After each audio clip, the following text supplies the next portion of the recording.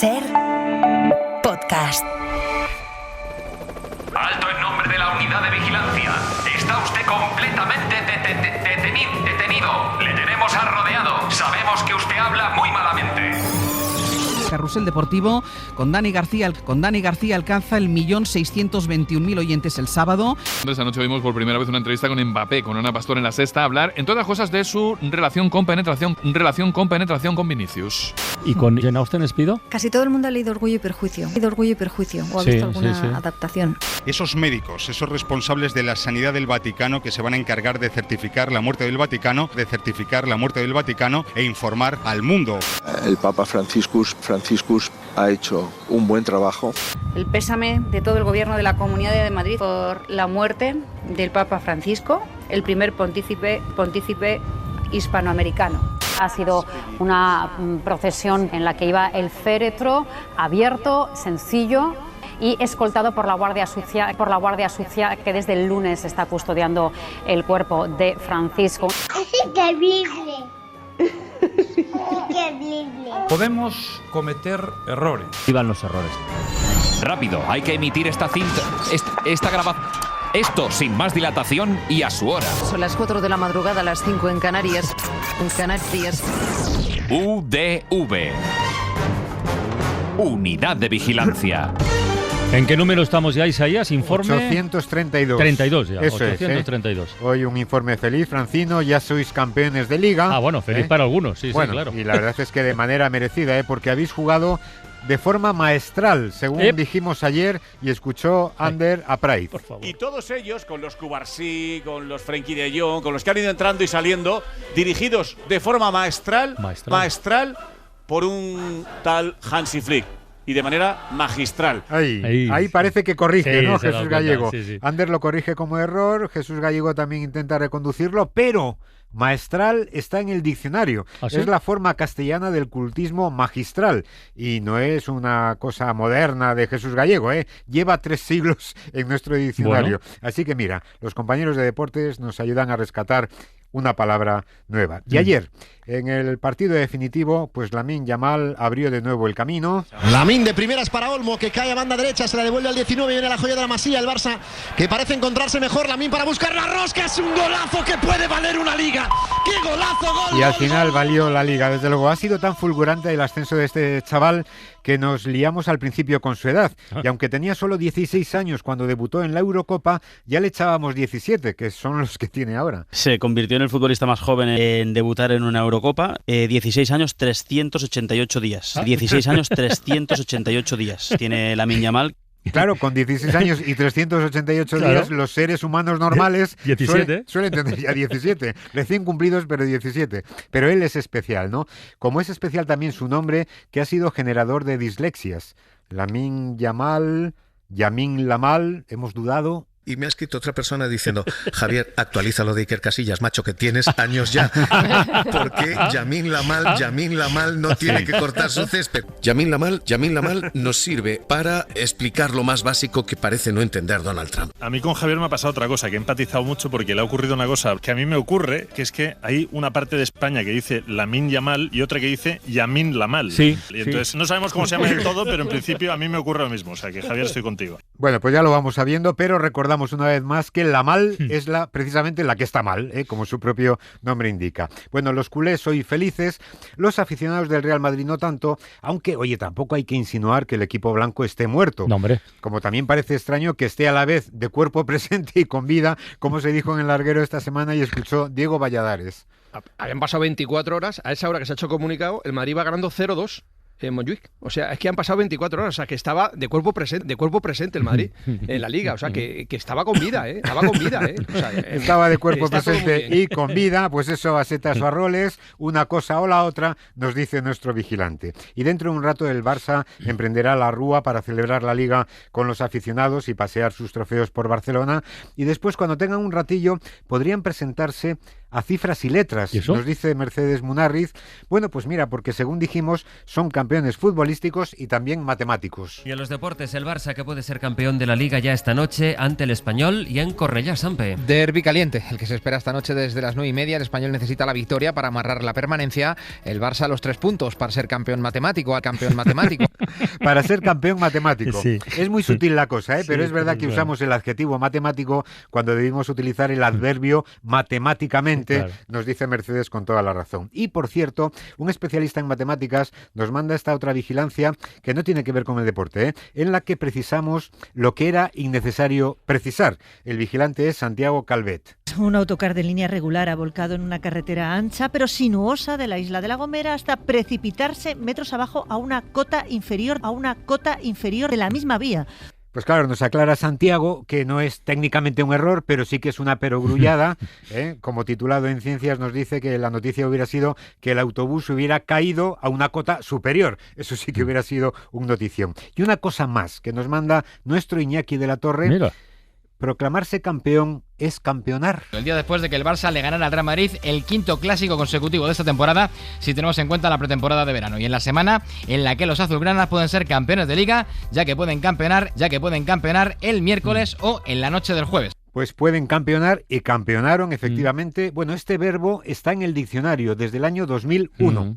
Los académicos dicen todavía que se usa en Perú, pero no le ponen ningún pero. Esto lo puso en circulación Hugo Cholo Sotil, un jugador peruano del Barça de Cruyff, pues cuando mira, ganó el Barça aquel año la Liga, y llamó a su madre y dijo: mamá, campeonamos. Pues oye, y de ahí viene. Pues se ha ido extendiendo, y es que además es un verbo que necesitábamos, ¿no? Como se dice al que gana un campeonato, pues que campeona. Hay otros términos también que han extendido nuestros compañeros de deportes y que han llegado después al diccionario, ¿no? Míster por entrenador, entreno por entrenamiento, favoritismo como condición de favorito, o victoria pírrica, como una victoria por la mínima. Estas son aportaciones al diccionario de la RAE de nuestros compañeros. Bueno, y junto a la resaca deportiva tenemos también la resaca papal. Esta semana hemos contado alguna exclusiva que ha pasado un poquito desapercibida. Francino, nos dice Mario Suárez, resulta que en el cónclave que eligió a León XIV se coló un moro. Lo escuchó en Radio Nacional de España. Las fuerzas más conservadoras para escoger un papa mucho más tibio. Y lo que ayer vimos del cardenal Re era de algún moro señalar el cardenal tibio que podría unir a todos, podría ser Pietro Parolin. Bueno, de algún moro, oye, es un desliz normalísimo, pero claro, es muy jugoso tratándose de lo que se trataba. Como este otro que nos envían nuestros compañeros de Canarias. Ya hablamos de la polisemia de la palabra fumata, cuando le hicimos palabra del día, que puede ser el humo que anuncia la elección de un papa, o la persona o grupo de personas que le da a los canutos, a los porros, ¿no? Tiene en ese sentido una variante que es fumeta, y ahí no hay polisemias. Eso solamente se refiere a una cosa, por eso este momento que nos envían los compañeros es para enmarcar. Y mientras tanto, decíamos ayer, hoy el mundo pendiente de una chimenea. Me resultó curioso, por ejemplo, ayer viste lo de la fumeta blanca, la fumeta blanca, la fumata blanca. Bueno, me resultó curioso que nada más salir el humo blanco.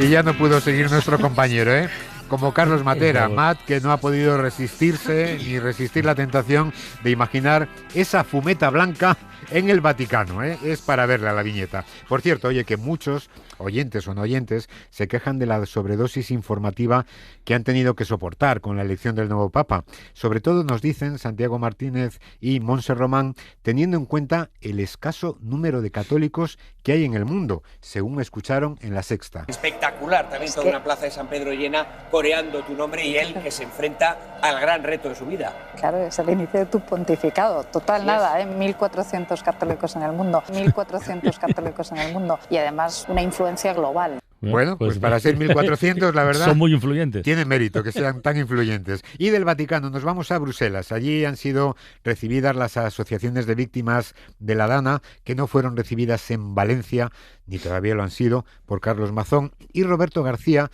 José Antonio Padilla, Manuel Paz, Jesús Fernández y Manuel Sanzo. nos mandan esta vigilancia sobre la distancia que hay desde Valencia a Bruselas. Porque esta gente vive en Valencia, vive a unos 10 kilómetros del despacho de Carlos Mazón.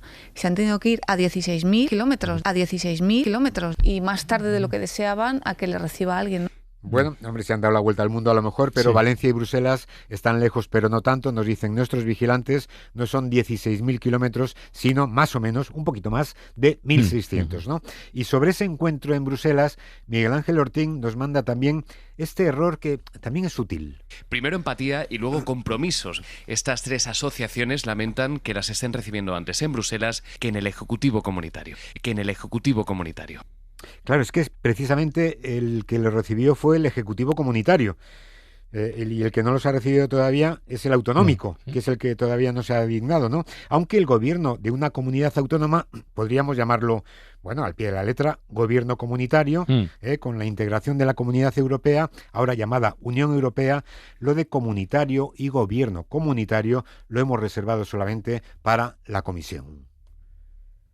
Yo no soy esa que tú te imaginas, una señorita tranquila y sencilla. Y esta canción de Maritini, pues podría haberla cantado en estos días Eduardo Mendoza, tras recibir el premio Princesa de Asturias y escuchar en la SER, en la ventana, a Mara Torres. Mendoza, por ejemplo, Eduardo Mendoza, sí, era traductor y trabajaba en la ONU y decidió dejarlo todo para escribir. Y hoy es princesa de Asturias, Así que el traductor llegó a ser princesa de Asturias. Bueno, el momento me lo ha enviado Yolanda Morán, aunque la vigilancia se produjo al instante en la ventana por un vigilante llamado Carlos Francino. Y hoy es princesa de Asturias. Bueno, es premio Princesa de Asturias. Premio Princesa de Asturias, sí. ¿Qué he dicho? No, que Eduardo Mendoza es princesa de Asturias. Bueno, imagino el respingo del rey Felipe, ¿no? Al enterarse de la nueva princesa. Pero bueno, oye, para compensar el hecho de hacer princesa a Mendoza, hemos convertido en príncipe a Leonor. Mira. En este momento que nos envía Jorge Castro. Bueno, tiene su ritmo. Eduardo Mendoza ha sido galardonado con el premio Príncipe de Asturias, de las letras. Quizás ole ahí, nos quiso decir Tony que el premio se lo han dado con carácter retroactivo, porque tras la proclamación del príncipe Felipe como rey, en 2015, el premio Príncipe de Asturias pasó a llamarse Premio Princesa de Asturias. Eres tonto, muchacho, tú eres tonto, y en tu casa lo tienen que saber. Bueno, y esta canción, por supuesto, no va dedicada a Tony Martínez, que lo veo venir, es para ilustrar el siguiente gazapo, porque, mira, estamos acostumbrados a que políticos y gobernantes nos traten a los ciudadanos como si fuéramos tontos, pero claro, es que alguno nos lo llama a la cara, y en la sede de un parlamento. Esto nos lo envía Antonio de Murcia, y el vigilado es precisamente Fernando López Miras, que es el presidente de la región de Murcia. Miren, señorías, en 2013 se produjo el último gran consenso en la gestión hídrica de España. En un asunto que afecta a tontos millones de españoles, se requería diálogo y acuerdos. Bueno, pues, no solo habla de tontos españoles, sino que encima dice que hay millones de tontos españoles. En fin, imagino a otro dando un respingo a su jefe. Como si los españoles fuésemos tontos. Bueno, y metidos en el universo tontuno, hablemos de Trump, que según contamos en Hoy por Hoy, escuchó María Alonso, pronunció en el Festival de Cannes, que no sé qué pintaba por allí. Yo tampoco. Un discurso además contra él mismo. Incluso es un discurso con tanta enjundia política que merece más la pena que lo comentemos en el Nos detendremos después en el discurso comprometido que hizo Donald Trump al recibir ese premio de honor. Y también Robert De Niro. Robert De Niro. Sí, qué follón. Ah, vale, Robert De Niro. Es que era contra Trump. Donald Trump. No en era contra Donald Trump. Sí.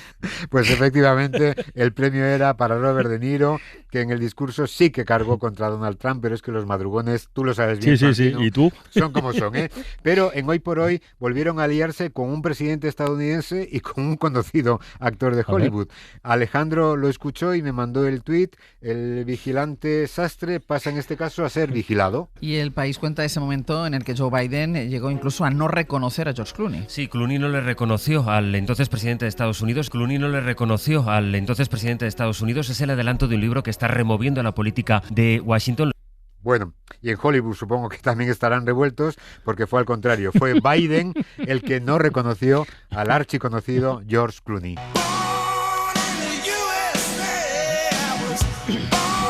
Tenemos otros tropiezos referidos a Estados Unidos recogidos en las últimas semanas, pero que todavía no habíamos podido emitir.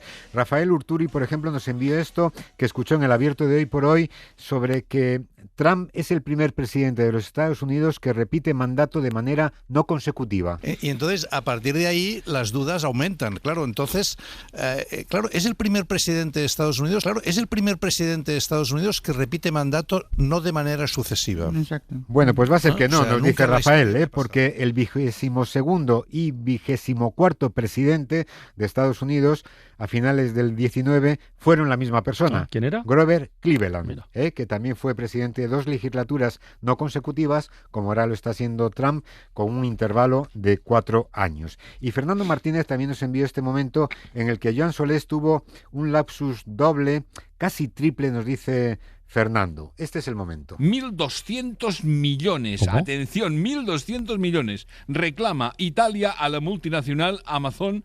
De momento le han embargado 121 millones. Bueno. Y más de 1.000 millones a Meta, del trumpiano estadounidense Musk,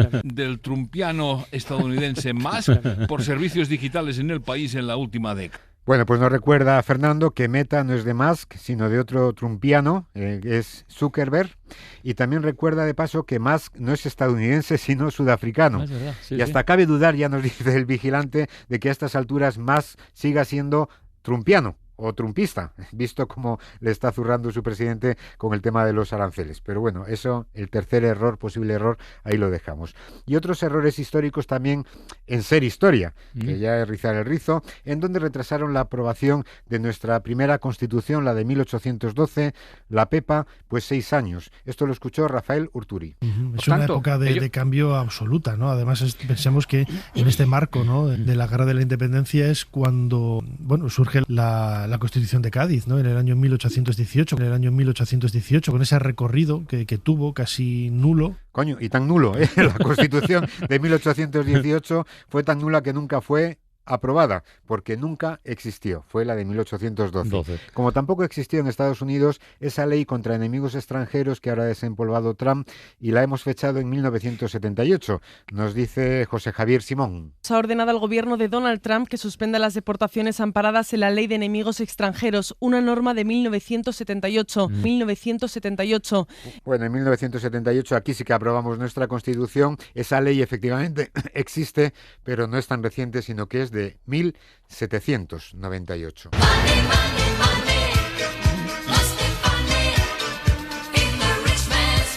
Bueno, y el tema de los aranceles parece que se ha mitigado un poco en las últimas semanas. Veremos qué es lo que pasa en el futuro, que de Trump nunca se sabe. Y además nos dice Ignacio Calzas, tras escuchar en Onda Cero a Arantxa González Laya, exministra de Exteriores española, que, oye, la cosa tampoco era para tanto. El 0,0 beneficia a todos. Nos benefician a nosotros y les benefician a ellos. Hay 4.400 euros de comercio todos los días entre Estados Unidos y Unión Europea. Pues 4.400 euros es una mierda para el follón que se ha montado, nos dice nuestro vigilante, ¿eh?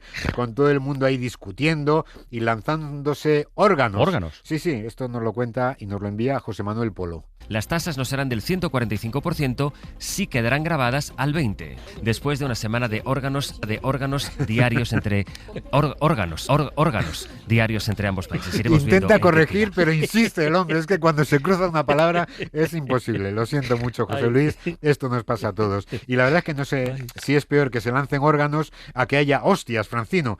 Esto nos lo dice Israel de Francisco tras escuchar esto hace un mes en Si Amanece Nos Vamos sobre el secretario del Tesoro de Estados Unidos, un hombre muy hostial. Cuenta además este periódico que el ministro Carlos Cuerpo se ve hoy en Washington con su homólogo tras el viaje de Sánchez a China. Cuerpo se verá hoy con el secretario del Tesoro, muy hostial con el acercamiento de Sánchez a China. Eso suena amenaza, ¿eh? Sí, agradezco la vigilancia, desde luego, pero la verdad que me parece que el adjetivo es muy preciso y polisémico, ¿no? Serviría para quien da hostias o para quien las merece, las merece, ¿no? También. Como es el caso. Bueno, y no sé si el secretario del Tesoro hostial será un hombre fuerte. ¿Y cómo andará de bíceps? Que no de bíceps. Nos dice, dice Francino, Patricia Gil. De la misma forma que se trabaja el bíceps, el tríceps, el cuádriceps, no sé qué, ¿cómo se trabaja la muñeca para poder firmar? Bueno, pues Patricia te recuerda que todas esas palabras que llegaron intactas del latín acaban en S. Bíceps, tríceps, cuádriceps, etcétera, ¿no? Y otra vigilancia sobre palabras en singular o en plural. Gustavo Pastor nos manda esta duda sobre el plural de cáncer cuando hablamos del signo zodiacal.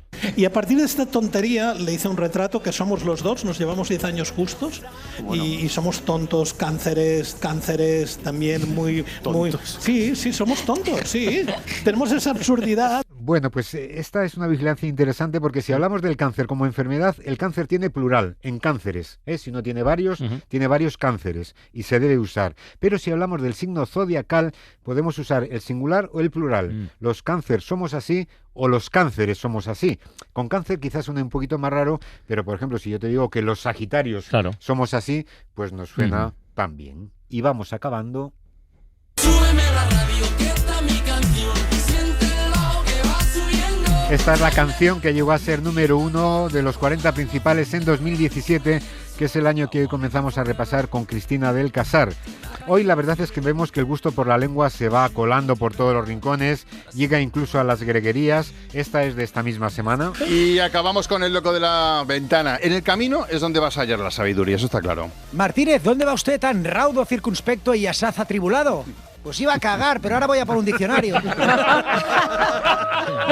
Es una greguería maravillosa, pero desde que la UBI está por ahí, pues hay mucha gente que después de escucharnos corre a mirar el diccionario, aunque vaya a cagar, en principio, ¿no? Pero esto pasa ahora, porque en aquella 13ª temporada había gente a la que la unidad de vigilancia no le iba tan bien. Unidad de Vigilancia Lingüística. 20 años de... Se lo pregunta Isaías Lafuente para asegurar... No. Se lo pregunto yo al de la RAE. Ah, bueno, vale, No claro. te necesito, Isaías. Tengo mis fuentes, la fuente. Temporada 13. Una fuente de vigilancias que no fallaba tampoco en 2017 era nuestro Mariano Rajoy. Cuanto peor, mejor para todos. Y cuanto peor para todos, mejor. Mejor para mí, el suyo. Beneficio político. A veces hablando nos empecinamos en decir lo que no es. Pero, repetimos, ni están empezonados en que el partido se juegue. Hablando de partidos, estamos a final de temporada en el fútbol y esto, Francino, te va a doler. El Barça se suma a la Alavés, Atlético de Madrid y Celta después de golear anoche a la Real Sociedad en el Bernabéu. Luego hay madridistas que se declaran... Vaya por delante que lo dice un madridista convicto y confeso. También metemos, sin ser yo la mayor experta en el tema, que este tipo de gol no existe. Como aquella Supercopa Europea del gol póstumo de Pedro. Aquí el conflicto con el refranero se hace en equipo. A buenas horas mangas largas, pero está bien ya que ha pasado ahora. Que yo creo que eran mangas cortas, pero que oye, que igual en Miami como hacía fresquito. Verdes. Y cada uno mide el tiempo como quiere. Esta es la medida de Ponseti. Voy a decir una cosa, hace 17 tíos que entrevisté, 17 años que entrevisté tíos por primera vez. Estoy fascinado, me estoy dando cuenta ahora. Fascinada me quedo yo, pero con los estudios de Iturriaga. Me he enterado también que ha salido el estudio anual, anual. Mira, bien. Te ha salido redondo, ¿eh? Perdón. Bien hilado. Pocas cosas nos pasan en el desafío, la verdad. Y no sabía, Isaías, que en 2017 quisiste que la sección diera el paso a la política. Y Cospedal afirmó que si la pitada se producía, quizás habría que suspender el partido. Hoy ha sido el presidente del PNV. A la UBI. Ni que Mark Zuckerberg fundó el país. En páginas interiores, Mark Zuckerberg, el fundador del país. También vivimos un récord. Esta entrevista, la más corta de la historia. Matilde, buenos días. Hola, buenos días. Hasta luego. Perdón. De momento lo dejamos parafraseando a este compañero para que puedan seguir disfrutando de la ventana. Y después con la ventana de Carles Francino. Un saludo de Carles Francino. 20 temporadas de vigilancias. Ay, por favor. La gente te va llamando por ahí salido. Un salido. Y sin WhatsApp, lo hacen en público. Oye, pues nada, un salido que me voy. Recuerden nuestra dirección de correo que es udv@cadenaser.com. Muchísimas gracias a nuestros vigilantes y si en algo nos hemos equivocado, que es seguro, pues ya saben. Lo siento mucho. me he equivocado y no volverá a ocurrir. Y recordemos también que la próxima semana abriremos esta unidad de vigilancia lingüística con oyentes en directo. En Cantabria estaremos en el Teatro Cine Bimenor de Bioño de Piélagos el próximo viernes. Cantabria, que es ese sitio donde, creo recordar, plantaban niños. ¿Ah, sí? Las abuelas sobrevolaban los patios escolares. Buena cosecha. Bueno, tenemos buena cosecha. Buena cosecha lingüística. ¡Hala, descansar, Isaías! Adiós. Por nuestra cabeza pasan al día muchas ideas, pero no nos paramos a pensar de forma crítica. Eres tú quien va a cambiar el mundo, quien destrozará las teorías de la humanidad. En La Ventana, más Platón y menos WhatsApp, con José Carlos Ruiz. Eres tú el duende oculto que alimenta mi locura y consume toda realidad. En los estudios de Radio Córdoba, una semana más, José Carlos Ruiz. Buenas tardes, amigo. Hola, buenas tardes, Carlas. Oye, antes de entrar en materia, quiero comentar algo que segurísimo que los oyentes de Córdoba, como tú, ya conocen, pero igual el resto de España no. Yo me enteraba hace un ratito y me hace mucha ilusión comentarlo, que es que ha comenzado el trámite para ponerle a la estación de tren del AVE de Córdoba el nombre de Julio Anguita, primer alcalde democrático de la ciudad, y que se aprobó por unanimidad en el ayuntamiento. Bueno, no sé si unanimidad, pero casi por unanimidad. Creo que quedó al margen Vox, pero bueno, teniendo en cuenta cómo está el panorama político, llegar a este acuerdo me parece maravilloso. Sí. Qué bien. El primer alcalde de la democracia aquí en Córdoba, pero vamos, era una noticia que aquí ya se tenía. Pues yo me enteré hace un ratito y por eso lo quería compartir. Oye, fíjate, hoy tengo muy presente algo que me preguntan a mí y a todos los que trabajamos en la radio, a ti también, que nos preguntan a menudo sobre nuestro trabajo. ¿Qué es lo que más te gusta? Tal, es un tópico. ¿Qué es lo que más te gusta de la radio? Yo digo lo que aprendo cada día. Pues y a eso le suelo añadir bendita mi ignorancia, que me permite descubrir cosas nuevas cada día. Estaba haciendo repaso y en las 6 temporadas que llevamos ya juntos, haciendo radio, José Carlos, el tema de la ignorancia, desde una mirada filosófica, no lo habíamos abordado nunca. Es verdad. Y me parece curioso, me parece extraño. Porque, claro, la ignorancia es como el cuchillo, que puede servir para cortar carne o para apuñalar a alguien, ¿no? Tiene 2 caras. ¿Por qué crees que se nos había escapado lo de la ignorancia? Pues, la verdad que igual, mira, porque cada vez que se piensa desde la filosofía la palabra ignorancia, de alguna manera en nuestro gremio la ignorancia suele ser una especie de ariete, es decir, cuando tomas conciencia de la ignorancia la utilizas como un ariete para atravesar las puertas del conocimiento. Entonces es un estímulo y nunca se me había pasado por la cabeza que se le podía enfocar de esa manera, ¿no?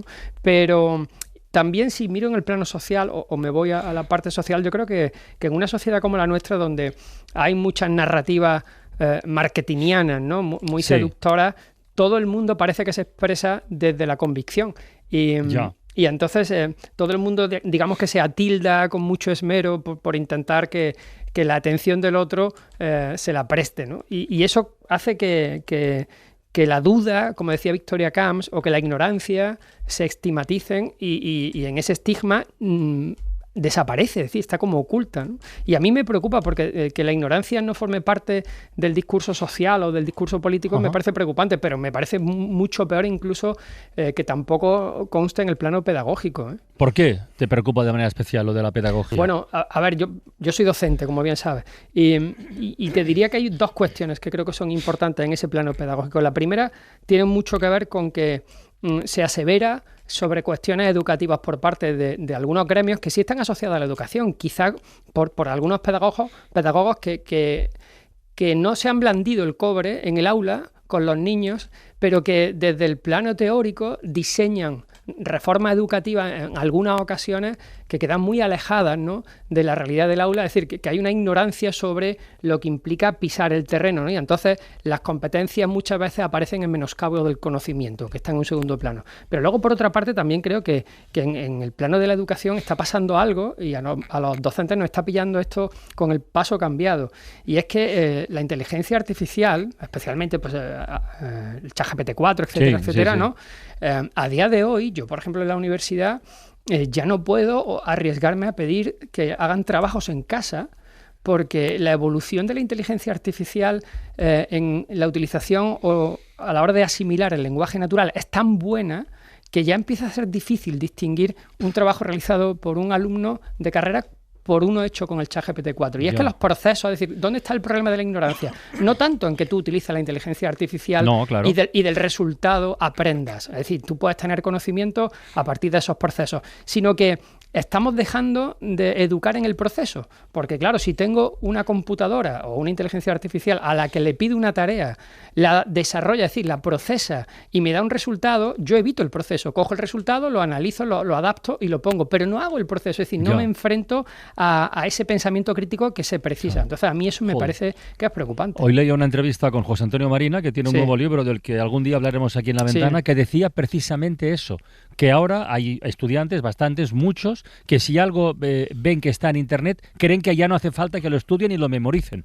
Pero ya no solamente es esto, pero Carla, ya no solamente es que tú pienses que como el conocimiento, bueno, es como si tú antes en una enciclopedia dices, no te metas esto, acude a la enciclopedia y lo consultas. A mí eso me agobia menos. Lo que más me agobia es que no se enfrenten a los procesos. Claro. Porque ya haya una máquina que con una naturalidad casi tremenda lo desarrolle, y eso sí me preocupa. Fíjate, hace bastante tiempo ya, el loco de la colina, Jesús Puntero, el añorado loco de la colina, lo dijo más de una vez, pero hemos recuperado una reflexión sobre esto de la ignorancia en la parte negativa, digamos, de cómo incluso, y hace años de esto que vamos a escuchar, como ya incluso la sociedad se encaminaba a, de alguna manera, reconocer o premiar a los zotes, que hacen incluso ostentación de ello. Mira, escúchalo porque es que es muy chulo, ya verás. Siempre ha habido analfabetos, pero la incultura y la ignorancia siempre se habían vivido como una vergüenza. Nunca como ahora la gente había presumido de no haberse leído un puto libro en su jodida vida, de no importarle nada que pueda oler levemente a cultura o que exija una inteligencia mínimamente superior a la del primate. Los analfabetos de hoy son los peores porque, en la mayoría de los casos, han tenido acceso a la educación. Saben leer y escribir, pero no ejercen. Cada día son más y cada día el mercado los cuida más y piensa más en ellos. La televisión cada vez se hace más a su medida. Las parrillas de los distintos canales compiten en ofrecer programas pensados para una gente que no lee, que no entiende, que no pasa de la cultura, que quiere que la diviertan o que la distraigan, aunque sea con los crímenes más brutales o con los más sucios trapos de portera. El mundo entero se está creando a la medida de esta nueva mayoría, amigos. Todo es superficial, frívolo, elemental, primario, para que ellos puedan entenderlo y digerirlo. Esos son socialmente la nueva clase dominante, aunque siempre será la clase dominada, precisamente por su analfabetismo y su incultura, la que impone su falta de gusto y sus morbosas reglas. Y así nos va a los que no nos conformamos con tan poco, a los que aspiramos a un poco más de profundidad, un poquito más, hombre, un poquito más. Yo no sé si levantarme a aplaudir o echarme a llorar, No, a ver. Porque, no, de verdad, es demoledor el retrato. Sí, es demoledor, pero claro, a ver, voy a poner el prisma en otro sitio para ver si lo podemos ver con un tamiz un poquito más positivo. Cuando aquí he hablado de que nadie quiere saber nada que huela mínimamente a cultura, así lo ha dicho, creo, ¿no? La expresión era así. Claro, yo he pensado en ese momento, cultura y cultivo comparten raíz etimológica y todo lo que tenga que ver con la cultura requiere atención y tiempo y cuidado. Y ahora tú te vas a la sociedad contemporánea, ¿vale? Donde de alguna manera empiezo a pensar que, claro, no tenemos ni tiempo ni podemos prestar mucha atención para cultivarnos porque requiere una energía y un estado de ánimo que en muchas ocasiones esta sociedad no te permite tener porque la hiperactividad, la productividad que te exigen es tan alta que cultivarte es un extra que lleva mucho tiempo. Entonces, los medios de comunicación que están en estos procesos de cultura ligera, digámoslo de alguna manera, o de entretenimiento, ¿no? Empiezo a pensar que son una manifestación del agotamiento que tiene el sujeto contemporáneo cuando llega a su casa, que lo único que quiere de alguna manera es desconectar de todos esos procesos y no tener que pensar mucho más. Y entonces no sé hasta qué punto es legítimo achacarle a este sujeto que no accede a la cultura, que sea por una voluntad propia o como consecuencia de un estilo de vida tan atroz que no te deja energías para cultivarte, ¿no? Y esto me preocupa porque digamos que se puede entender los medios de comunicación que utilizan esta ligereza de alguna manera como medios asistenciales, es decir, como bueno, pues una vía de escape, ¿no?, a ese malestar. Hay una escala más en el análisis de esto que estás comentando, que si esto es, que lo es, un fenómeno o un problema general, si esto lo acotamos a un terreno concreto, que es el de nuestros representantes políticos, la gente que se supondría que tiene que estar un escalón, no sé si por encima, pero vamos, con una preparación especial, si hace de la ignorancia, en el mal sentido del concepto, su leitmotiv, pues mal vamos. O eso es al menos lo que piensa el filósofo Emilio Lledó. La pequeña o gran ignorancia que un individuo tiene, digo textualmente, un ser individual, no tiene mayor trascendencia, no hace daño. Lo terrible, lo grave, aquello contra lo que tenemos que luchar es que un ignorante determine nuestra vida, un ignorante tenga poder. O sea, la ignorancia individual, pues bueno, es inocente, si me quieres, pues todos, como no sabemos mucho, pues somos inocentes, no hacemos daño. Pero un ignorante con poder es catastrófico para una sociedad.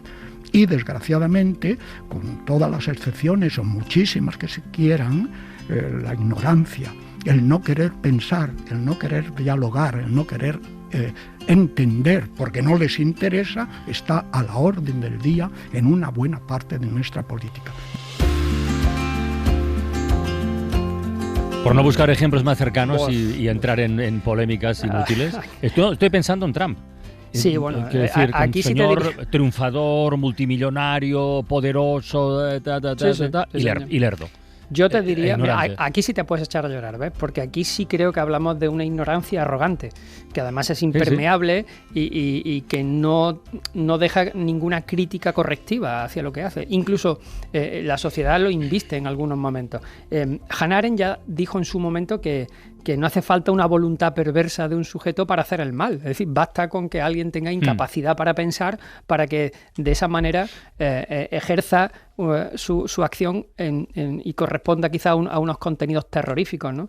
Pero para mí el problema no solamente está en que, como tú dices, un zote alcance este nivel de poder, sino que el problema no es únicamente del gobernante, sino de la estructura que permite o que incluso puede favorecer que la ignorancia ascienda y se instale en una cúpula de poder y no tenga ninguna posibilidad de corrección. Oye, en otro orden de cosas, José, hay un dicho en español, el de ojos que no ven, corazón que no siente. Ah, claro. Se repite mucho, de hecho, esta frase de que la ignorancia, el que no sabe, la ignorancia trae la felicidad. Bueno, que dependiendo del caso igual es mejor ser ignorante.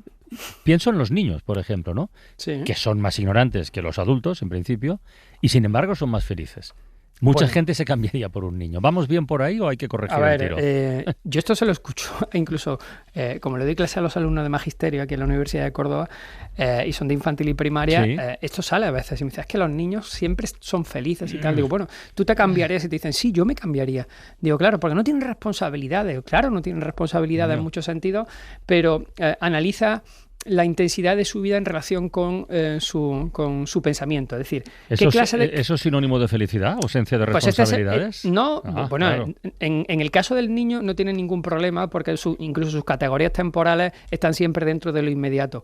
Pero lo que te tienes que plantear es si la felicidad de un niño es la felicidad que tú procuras, porque es una felicidad con una superficialidad tan evidente que en los momentos de placer que obtiene un adulto y la conciencia de su felicidad está a años luz en la profundidad de la de un niño. Entonces, cambiar tu felicidad por la felicidad de un niño implica no querer profundizar en la hondura que trae una vida alegre. En no esforzarse, ¿no? Lo que decía el loco de la colina. Pues mira, en esta visión, en esta búsqueda tal vez equivocada, tal vez errónea, de lo que sería una felicidad infantil, y en esta distinción entre los aspectos positivos y no tan positivos de la ignorancia, le hemos preguntado a otro filósofo y pedagogo que tú conoces, que es Gregorio Luri. Mira lo que nos ha dicho. La ignorancia es una moneda de dos caras. Por una parte, es un mal para quien desconoce su propia ignorancia para que nace de su ignorancia, como decía nuestro Luis Vives, un ars nestiendi, un arte del no saber, de la ignorancia. Para que nace de la ignorancia, entonces, un acicate para la búsqueda de la verdad. Me parece que quien reflexionó con más finura sobre esta cuestión fue el gran Lessing, que señalaba que el valor de un hombre no reside en absoluto, decía, en la verdad que posee o pretende poseer, sino en el esfuerzo sincero que dedica a alcanzarla. Pues las únicas fuerzas que acrecientan la perfectibilidad humana no son aumentadas por la posesión de la verdad, sino por su búsqueda. La posesión, decía Lessing, nos hace tranquilos, indolentes, orgullosos, mientras que la búsqueda nos convierte en cazadores. Por eso añadía que si el buen Dios le ofreciese por una parte la verdad y por otra parte las ansias de encontrarla, él elegiría lo segundo, las ansias, la necesidad, la búsqueda, la cétesis de encontrarla. Oye, José, en tu gremio, sí, mucho. En tu gremio, en el gremio de la filosofía, ¿hay mucha gente que se reconozca como ignorante o poca? No, hay muchos. De hecho, bueno, si te vas a la historia de la filosofía, quizá el epítome sobre la ignorancia sea Sócrates, cuando aquella famosa frase que se le atribuye de solo sé que no sé nada. Solo sé que no sé ¿Te nada, acuerdas, es verdad. Sí, se le atribuye, no lo dijo nunca, ¿no? Pero ¿No lo dijo nunca? No, nunca lo dijo, vaya. pero sí pero se deduce de uno de los diálogos de Platón, en la Apología, donde un amigo de Sócrates ha ido al oráculo de Delfos a preguntarle quién era el más sabio de Atenas. Entonces el oráculo le contesta que era Sócrates. Y cuando Querefonte, que es este amigo de Sócrates, vuelve y le dice a Sócrates: oye, vengo de consultarle al oráculo y me ha dicho que tú eres el más sabio. Y el otro dice: ¿Yo cómo voy a ser el más sabio? Entonces voy a intentar, de alguna manera intenta ir por Atenas preguntando a todo el mundo para demostrar que él no es el más sabio, sino que su ignorancia, aunque era una ignorancia que tenía siempre un cinismo de fondo y, si me apura, una ironía, era una ignorancia irónica, era el resultado de una búsqueda. Es decir, Sócrates intenta de alguna manera extraer el conocimiento de los otros, pero él nunca hace las definiciones, o sea que se le puede deducir eso. Esto nos conecta con la humildad, por ejemplo, ¿no? Sí. Directamente. Sí. De hecho, humildad, que tiene en la base la palabra humus, que tiene que ver mucho con la tierra y con lo básico, ¿no? Y con hincar la rodilla, ¿no? Y reconocer que hay grandeza en todo lo demás y que tú eres muy pequeño, y ese apetito de nutrirte de lo que hay abajo y ascender a la grandeza de los otros. I saw the part of you that only when you're older you'll see too. You will see too. I held the better cards, but every stroke of luck has gotta bleed through. It's gotta bleed through. You held the balance of the time that only blindly I could read you, but I could read you. It's like you told me, go forward slowly. It's not a race to the Mira, como sé que hoy quieres terminar esta ventana filosófica con una bibliosofía, recomendando un libro, yo me adelanto y recomiendo otro. Venga. Pasión por la ignorancia, de Renata Salecci. Bueno. En un momento como el actual, las personas, muchas, se identifican, por ejemplo, con un líder, el que sea. Hablamos de Trump antes, ¿no? Aunque su discurso esté plagado de mentiras. Bueno, el imperio de las fake news. Pues escuchemos una de las reflexiones que incluye en su libro Renata Salecci.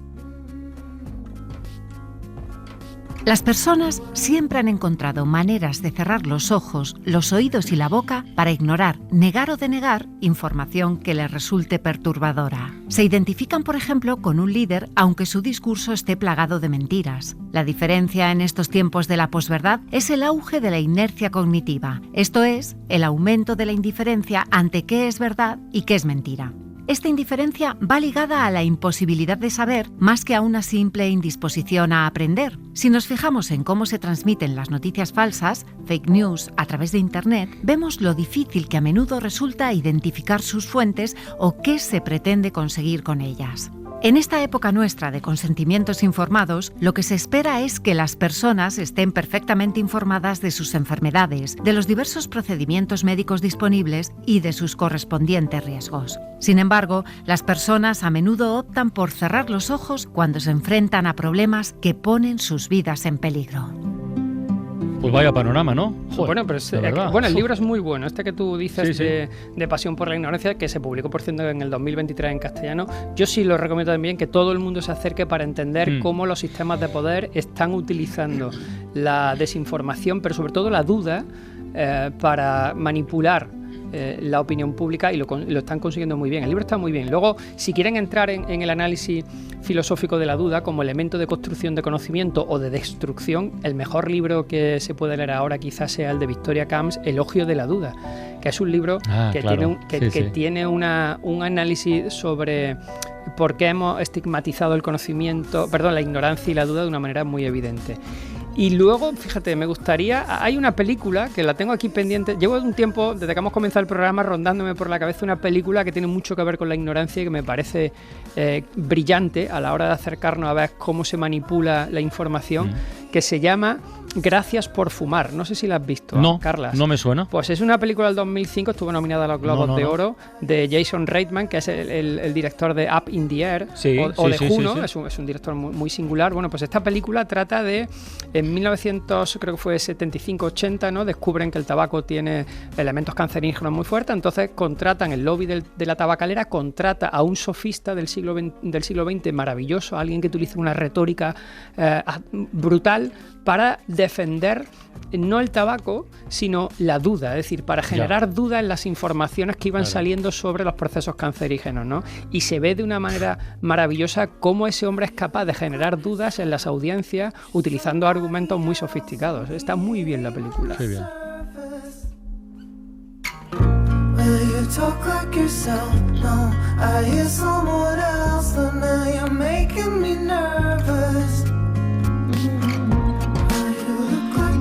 Entonces, José Carlos, podemos seguir presumiendo de ser ignorantes, ¿verdad?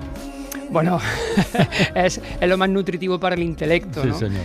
En fin, hay una frase que a mí me gusta mucho en este sentido que decía Oscar Wilde, decía: solo hay una cosa peor que el hecho de que le hablen de uno, o de que hablen de uno, y es que no hablen de ti. Eso es verdad.